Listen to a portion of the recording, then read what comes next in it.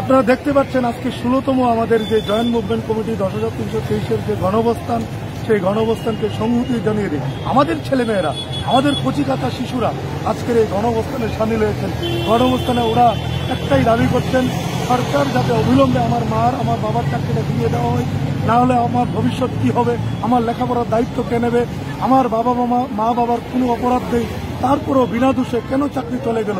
তাদের একটাই দাবি, তারা প্ল্যাকার্ড নিয়ে আজকে এই গণমঞ্চ থেকে একটা আওয়াজ তুলছে, বর্তমান রাষ্ট্রবাদী সরকার যাদের আন্তরিকতার সঙ্গে আমাদের এই চাকরি, আমাদের বাবা মার, আমার কাকার, আমার মামার, আমার মায়ের চাকরিটা যাতে ফিরিয়ে দেওয়া হয়, আত্মসম্মানটাকে ফিরিয়ে দেওয়া হয়, তাহলে আমার ভবিষ্যতের পথ উজ্জ্বল হবে, না হলে তাদের ভবিষ্যৎ অন্ধকারের দিকে চলে যাবে। তাই তারা ঘরে বসে থাকতে পারেনি, তারা আজকে সামিল হয়েছে পিতা মাতার সঙ্গে এই গণ অবস্থানে।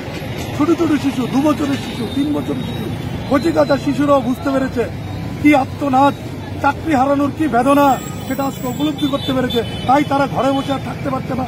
আজকে এই 16তম আমাদের যে ঐতিহাসিক গণঅবস্থান, সেই গণঅবস্থানে ওরাও সাক্ষী। একটাই দাবি বর্তমান রাজ্যের মাননীয় মুখ্যমন্ত্রীর কাছে, আমার বাবার, আমার মার চাকরিটা ফিরিয়ে দেওয়া, তাহলেই আমার জীবন সুরক্ষিত হবে। এটাই বলার